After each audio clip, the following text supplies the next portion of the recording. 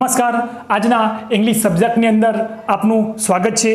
आजनो इंग्लिशनो topic है functions कि जे धोरण 9 અને 10 ની અંદર સૌથી વધુ પૂછાય છે। લગભગ 6 થી 9 માર્ક્સનું આ ટોપિક આવે છે। હવે પરીક્ષાની અંદર કઈ રીતે પૂછાય અને આપણને કઈ રીતે યાદ રાખવું અને કઈ રીતે લખવું આજે આપણે એની સંપૂર્ણ માહિતી મેળવીશું। સૌપ્રથમ આપણે જોઈએ તો જોડકાની રીતે પૂછાય, વાક્યને કમ્પ્લીટ કરો એટલે કે પૂર્ણ કરો એ રીતે પણ પૂછાય, વિકલ્પોની રીતે પણ પૂછાય। તો આપણે જે રીતે પૂછાય એનો સંપૂર્ણ આપણે અભ્યાસ કરીએ। સૌપ્રથમ આપણે શરૂઆત કરીએ તો વિવિધ પ્રકારના ફંક્શન છે। તો એમાં સૌપ્રથમ આપણે જોઈએ તો સ્પેસિફાય લોકેશન એટલે કે એક લોકેશન એટલે કે એક જગ્યા દર્શાવે છે। સમજીએ, હી લિવ્સ ઇન હિઝ વિલેજ કે એના ગામની અંદર રહે છે। તો અહીંયા his village, in his village આ એ શું છે કે લોકેશન છે। બીજું વાક્ય આપણે સમજીએ, we are playing behind the school એટલે કે બિહાઇન્ડ ધ સ્કૂલ, સ્કૂલની પાછળ। તો આ શું છે એ આપણું લોકેશન છે। બીજા પણ ઘણા બધા લોકેશન છે જે આપણે સમજીએ, in the class, under the tree, at railway, in college. આ રીતે પણ કોઈ પણ પ્રકારના લોકેશન પૂછી શકે। હવે સમજીએ બીજું વાક્ય છે, our house is near the bus station. તો નિયર ધ બસ સ્ટેશન એ આપણું લોકેશન છે। તો વાક્યની અંદર આ રીતે જો લોકેશન હોય તો એ વાક્યને આપણે સ્પેસિફાય લોકેશન કહીએ છીએ। હવે સમજીએ બીજું, ડિસ્ક્રાઇબિંગ પ્લેસ એટલે કે જગ્યા દર્શાવે છે। સમજીએ કઈ રીતે, ધીસ ઇઝ ધ હાઉસ આ એક ઘર છે, which was sold last month કે ગયા મહિને એને વેચ્યું। તો સમજીએ કે હાઉસ એ અને વિચ જ્યારે આ બે વાક્યની અંદર હોય છે ત્યારે આપણે કહી શકીએ કે ડિસ્ક્રાઇબિંગ પ્લેસ દર્શાવે છે। બીજું વાક્ય સમજીએ, it is the sun temple. Sun temple a place છે, which was built by Bhimdev first કે ભીમદેવ પહેલાં સન ટેમ્પલને બાંધ્યું હતું। તો અહીંયા એ જગ્યાને ખાસ રીતે દર્શાવવામાં આવે ત્યારે એને ડિસ્ક્રાઇબિંગ ધ પ્લેસ કહીએ છીએ અને માત્ર એક જગ્યા હોય ત્યારે આપણે એને લોકેશન કહીશું। બંને વચ્ચે ડિફરન્ટ ખૂબ જ સામાન્ય છે। હવે જોઈએ આગળ, ડિસ્ક્રાઇબિંગ એક્શન એટલે કે વાક્યની અંદર એક્શન દર્શાવે છે। કઈ રીતે સમજીએ, my brother always reads a book. તો વાક્યની અંદર વાંચવાની ક્રિયા છે, તો આ રીડ્સ પરથી આપણે ખ્યાલ આવે કે એક્શન દર્શાવે છે। બીજું વાક્ય સમજીએ, Mahi bought a new mobile. તો બોટ એટલે ખરીદવું, તો એક ક્રિયા છે એ એક્શન દર્શાવે છે। બીજી ઘણી બધી એક્શન છે, ધારો કે અહીંયા રાઇટ છે, સ્પીક છે, ક્લોઝ છે। તો બીજા કોઈ પણ ક્રિયાપદ દર્શાવતું હોય એ એક્શન છે, તો એને આપણે ડિસ્ક્રાઇબિંગ ધ એક્શન કહીએ છીએ। હવે આગળ જોઈએ, ડિસ્ક્રાઇબિંગ પ્રોસેસ। પ્રોસેસ એટલે વાક્યની અંદર પ્રોસેસ દર્શાવતો હોય છે। કઈ રીતે સમજીએ આપણે, ટેક અ લેમન, એક લેમન લો, એન્ડ સ્યુઝ ઇટ અને એને નીચોવો। તો વાક્યની અંદર જ્યારે નાના નાના વાક્ય જોડાયેલા હોય અને એક પ્રકારની પ્રોસેસ દર્શાવતું હોય એને આપણે કહીશું describing process. Switch off the mobile, મોબાઈલને સ્વિચ ઓફ કરો, and take out the battery અને બેટરી બહાર કાઢો। તો આ પણ એક પ્રકારની પ્રોસેસ છે। તો જ્યારે પણ કોઈ પણ વાક્યની શરૂઆત આજ્ઞાર્થ વાક્ય એટલે કે જેની શરૂઆત ક્રિયાપદથી થતી હોય એ વાક્ય મોટા ભાગે એ ડિસ્ક્રાઇબિંગ ધ પ્રોસેસ દર્શાવતું હોય છે। તો આ વાત આપણે ખાસ યાદ રાખવાની છે કે પ્રોસેસ દર્શાવતું વાક્ય કેવું હોય।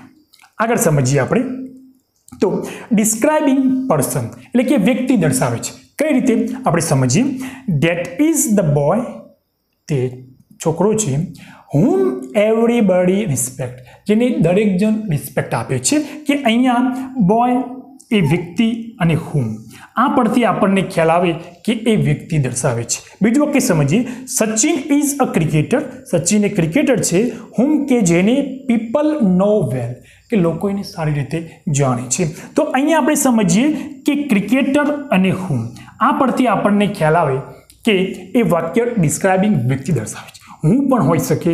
સમજીએ હવે, ડિસ્ક્રાઇબિંગ અલ્ટરનેટિવ્સ એટલે કે વૈકલ્પિક વિકલ્પો દર્શાવે છે, ઓપ્શન આપે છે। My friend will go either by bus or by train કે મારો મિત્ર કાં તો બસ દ્વારા જશે કાં તો ટ્રેન દ્વારા। એટલે કે અહીંયા વિકલ્પો આપવામાં આવે છે, એટલે કે જ્યારે પણ આઈધર અને ઓર આ જ્યારે હોય ત્યારે આપણને ખ્યાલ આવે કે આ વાક્ય ડિસ્ક્રાઇબિંગ અલ્ટરનેટિવ્સ દર્શાવે છે.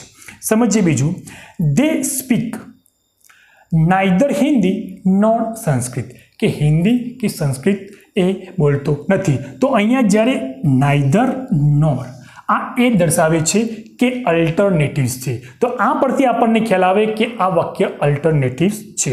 તો આજે આપણે સમજ્યા કે કેટલા પ્રકારના ફંક્શન છે. હવે એ આપણે એક્ઝામ્પલ દ્વારા સમજીએ. સૌપ્રથમ જોઈએ, the Amul dairy which is in Gujarat, કે જે ગુજરાતમાં છે, ઇઝ ફેમસ, કે જે ફેમસ છે. હવે આપણે વાક્ય સમજીએ. તો આ વાક્ય કયા પ્રકારનું ફંક્શન છે? તો અહીંયા આપણે સમજીએ કે હવે વિચ છે અને એક પ્લેસ છે. તો આપણને ખ્યાલ આવે કે પ્લેસ ડિસ્ક્રાઇબિંગ ધ પ્લેસ દર્શાવે છે. તો એના પરથી આપણો જવાબ રહેશે પ્લેસ. Describing place. લોકેશન કેમ નહીં આવે? કારણ કે આ વાક્ય લોકેશન દર્શાવતું નથી, એ જગ્યાને ખાસ રીતે દર્શાવે છે, માટે આપણે ડિસ્ક્રાઇબિંગ પ્લેસ કરીશું. બીજું એક્ઝામ્પલ સમજીએ. પોર વોટર એન્ડ મિલ્ક, કે વોટર અને મિલ્ક રેડો, એડ ટી લીવ્સને એડ કરો, એન્ડ હોટ ઇટ, અને એને ગરમ કરો. તો આ શું દર્શાવે છે? તો વાક્યની અંદર પ્રોસેસ દર્શાવે છે, કે જે ટૂંકા વાક્ય જોડાયેલા હોય. તો આ અહીંયા આપણને ખ્યાલ આવી જશે કે આપણો જવાબ શું રહેશે. તો લોકેશન નહીં, પ્લેસ નહીં, એક્શન નહીં, પ્રોસેસ દર્શાવે છે. તો આપણો જવાબ રહેશે ડિસ્ક્રાઇબિંગ. તો આપણો જવાબ રહેશે પ્રોસેસ. હવે બીજું એક્ઝામ્પલ છે કે એક્ઝામની અંદર જો વિકલ્પો પૂછાય તો એ કઈ રીતે આપણે સમજવા એ પણ સમજી લઈએ. ધીસ ઇઝ ધ મેન, આ એ માણસ છે. હું ઇઝ કલેક્ટર, કે જે કલેક્ટર છે. તો માણસને આપણે એક ખાસ રીતે દર્શાવ્યો અને હુંથી જોડ્યો, એટલે આ વાક્યને આપણે ખ્યાલ આવી ગયો છે કે સ્પેસિફાઈંગ લોકેશન દર્શાવતું નથી. ડિસ્ક્રાઇબિંગ એક્શન પણ દર્શાવતું નથી, કેમ કે એમાં કોઈ ક્રિયાપદ નથી. ડિસ્ક્રાઇબિંગ પર્સન એ વ્યક્તિ દર્શાવે છે, અને ડિસ્ક્રાઇબિંગ ધ પ્રોસેસ, તો આમાં કોઈ પ્રોસેસ થતી નથી. તો 4 વિકલ્પમાંથી આપણો આ જવાબ સાચો છે. ડિસ્ક્રાઇબિંગ પર્સન એ વ્યક્તિ દર્શાવે છે.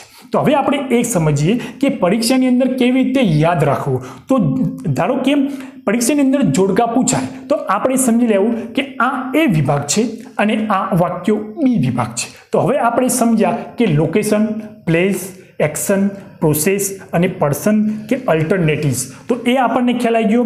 ખાલી જગ્યામાં પૂછાય તો પણ આપણે એને સમજી લીધું, અને હવે જો વિકલ્પોની રીતે પૂછાય તો પણ આપણને આવે. હવે જો વાક્યને કમ્પ્લીટ કરવાનું પૂછાય, ધારો કે પૂછાય કે ધીસ ઇઝ હાઉસ, આટલું વાક્ય આપણને આપ્યું હોય તો જ્યારે પણ which was sold last month એ વાક્ય આપણે ઉમેરી, તો કોઈ પણ જે આપણને આવડે એ રીતે વાક્ય ઉમેરી અને વાક્યને જ્યારે પૂરું કરીએ ત્યારે એ ડિસ્ક્રાઇબિંગ પ્લેસ બને છે. હવે જ્યારે કે એક્શન છે તો વાક્યની અંદર ક્રિયાપદ હોય તો એ એક્શન દર્શાવે છે. પ્રોસેસ તો નાના નાના વાક્ય જોડાયેલા હોય, 2-3 વાક્યો જો જોડાયેલા હોય તો એ હંમેશા કોઈ પણ પ્રકારની પ્રોસેસ દર્શાવે છે. તો આપણને સમજી લઈએ કે ટેક અ લેમન, અને અહીંયા વાક્ય આપણે પૂર્ણ કરવાનું છે તો એન્ડ સ્યુઝ ઇટ એ આપણે લખી અને વાક્યને પૂર્ણ કરીએ છીએ. તો આજનો આ ટોપિક હતો જે પાર્ટ 1 હતો. આપણે નેક્સ્ટ વિડીયોની અંદર આપણે પાર્ટ 2 ની અંદર મળીશું. નમસ્કાર.